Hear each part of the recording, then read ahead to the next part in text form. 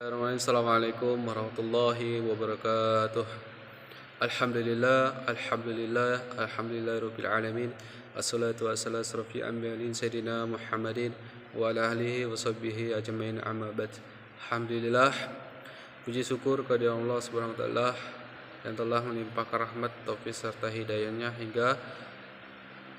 hingga selawat serta salam semoga senantiasa tercurah kepada junjungan kita Nabi Muhammad sallallahu alaihi wasallam beserta keluarga, sahabat dan seluruh pengikutnya hingga akhir zaman.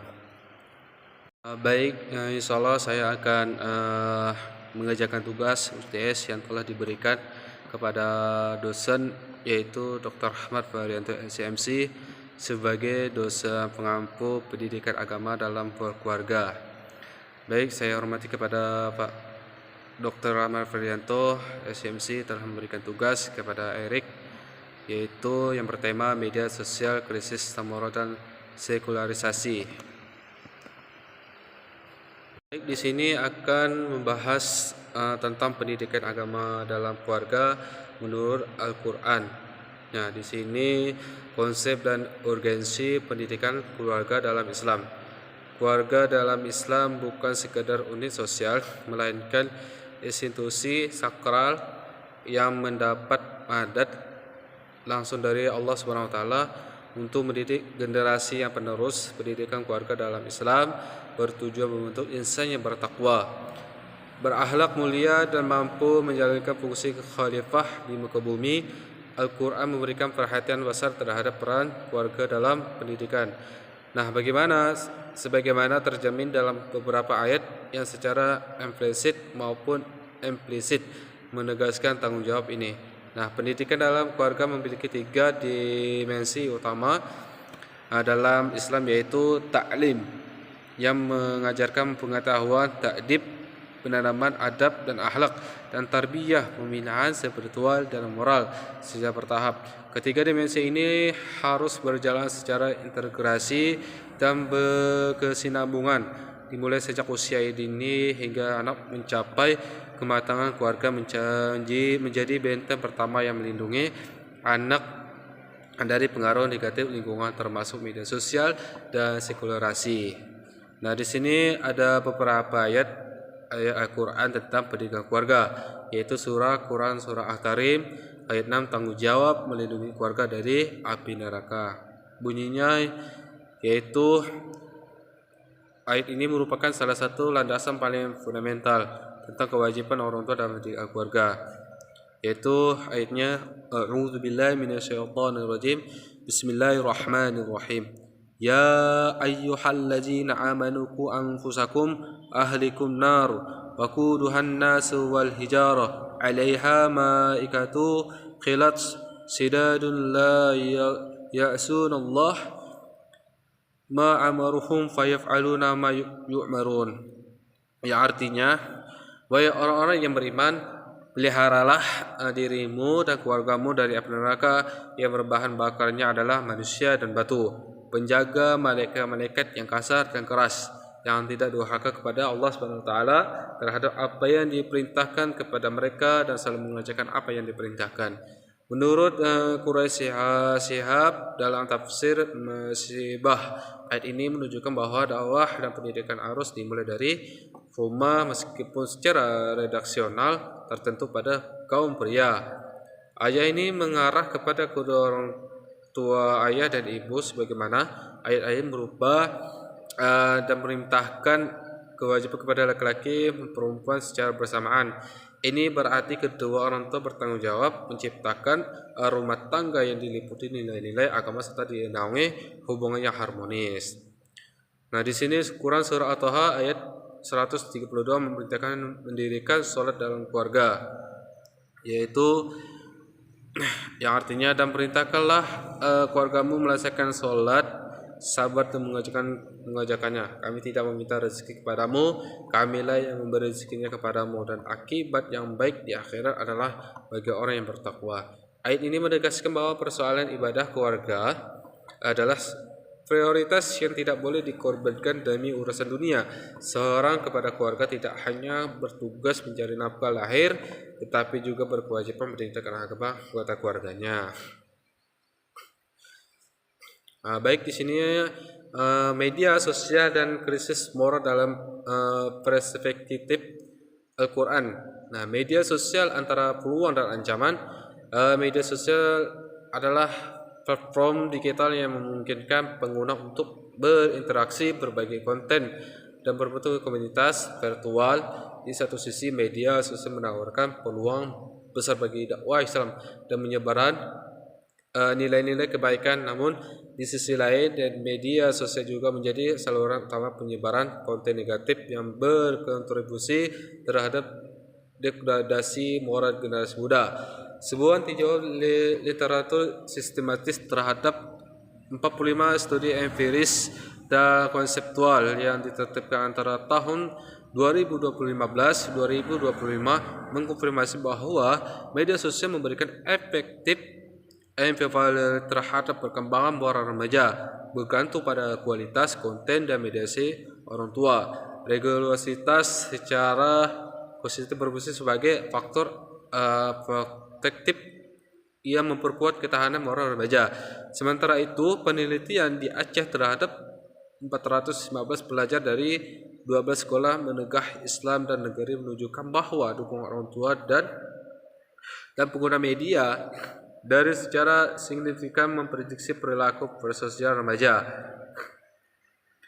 Dan ayat-ayat Al-Quran tentang etika informasi dan bahaya fitnah. Quran surah Al-Jurat ayat 6 prinsip tabayun, yaitu ya ayyuhalladzina amanu in ja'akum fasik bainaba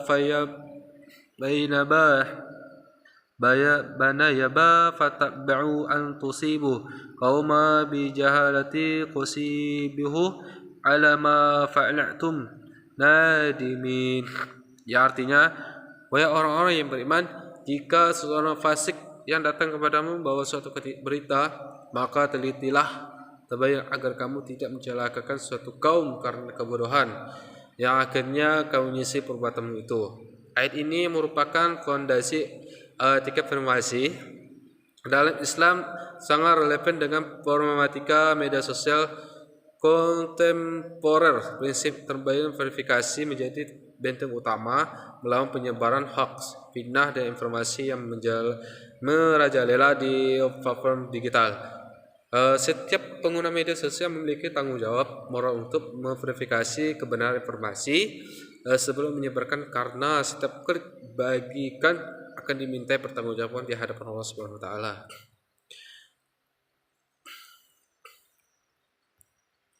Di sini ada dampak media sosial terhadap moral remaja. Nah, berbagai peneliti yang menunjukkan korelasi antara pengguna media sosial tanpa filter dengan peningkatan perilaku negatif pada remaja muslim.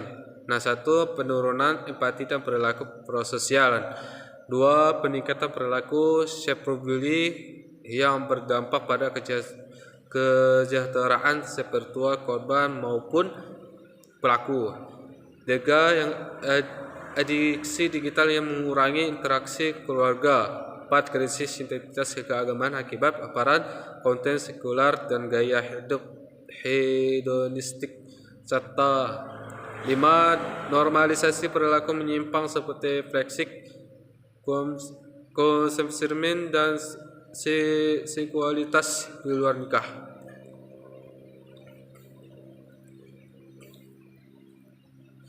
Nah, di sini Quran surah Ar-Rum ayat 41, kerusakan akibat perbuatan manusia, yang artinya telah dampak kerusakan di darat dan di laut disebabkan karena perbuatan tangan manusia. Allah menghendaki agar mereka merasakan sebagai dari akibat perbuatan mereka agar mereka kembali ke jalan yang benar. Ayat ini menegaskan bahwa kerusakan baik moral maupun ekologis adalah akibat langsung dari perbuatan manusia di era digital. Kerusakan moral tampak dalam berbagai bentuk: hancurnya nilai-nilai kejujuran, merambaknya konten pornografi, normalisasi kebohongan, hingga cyberbully. Ayat ini juga mengandung optimis bahwa krisis merupakan momentum untuk rujuk kembali kepada nilai-nilai.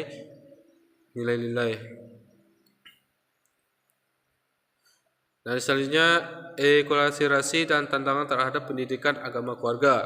Definisi konsep sekularisasi.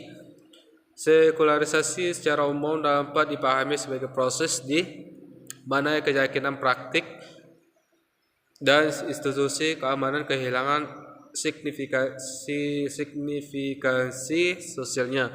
Dalam konteks pendidikan keluarga Muslim, sekularasi terminavitasi dan berbagai bentuk permisahan antara ilmu agama dan ilmu umum dalam pendidikan anak dan pembagian otoritas agama dan pengambilan keputusan keluarga. Reduksi agama menjadi sekedar ritual personal tanpa dampak sosial serta internalisasi nilai-nilai liberal sekular yang bertentangan dengan ajaran Islam. Sekularisasi di lingkungan Eropa telah menciptakan kondisi di mana praktik keagamaan seringkali diprioritasasi, dikontestasi atau dimarginalkan, menghadirkan tantangan signifikan berbagai keluarga Muslim dalam mentransmisikan nilai-nilai dalam Islam kepada generasi berikutnya. Nah, di sini strategi pendidikan agama keluarga dan era digital. Revitalisasi peran orang tua sebagai pendidik utama. Pendidikan agama dalam keluarga tidak dapat didelegasikan sepenuhnya kepada lembaga formal. Orang tua harus hadir secara efektif sebagai teladan suatu hasanah dalam penggunaan teknologi. Anak-anak belajar dari apa yang mereka lihat, bukan dari apa yang mereka dengar. Orang tua perlu membangun komunikasi terbuka tentang tantangan digital dan nilai-nilai Islam merupakan strategi. Parental pendidikan, pendampingan aktif orang tua dalam penggunaan media sosial. Anak telah terbukti secara signifikan menurunkan perilaku.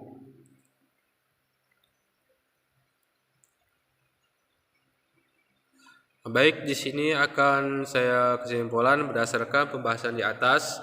Dapat disimpulkan beberapa hal yang sebagai berikut. Pertama, pendidikan dalam keluarga merupakan madat ilahi yang tidak dapat ditawar. Al-Quran melalui Quran Surah Al-Tarim ayat 6, Quran Toha ayat 132 dan Quran Surah Al-Quman 12-19 menegaskan kewajiban orang tua untuk mendidik anak-anaknya dalam aspek spiritual, moral, intelektual secara seimbang dan kesinambungan. Kedua, media sosial memberikan dampak ambivalen terhadap moral generasi muda. Nah, di situ di satu sisi ia menawarkan peluang dakwah dan edukasi, di sisi lain ini menjadi saluran utama degradasi moral melalui penyebaran hoax, fitnah, cyberbully dan konten negatif. Dan Al-Quran telah memberikan panduan etis melalui prinsip tabayun. Alhamdulillah, saya telah mengerjakan UTS yang telah diberikan oleh Dr. Rahmat Febrianto LCMC telah memberikan tugas kepada saya, telah menyelesaikan UTS ini. Alhamdulillah, saya tutup dengan salam. Assalamualaikum warahmatullahi wabarakatuh.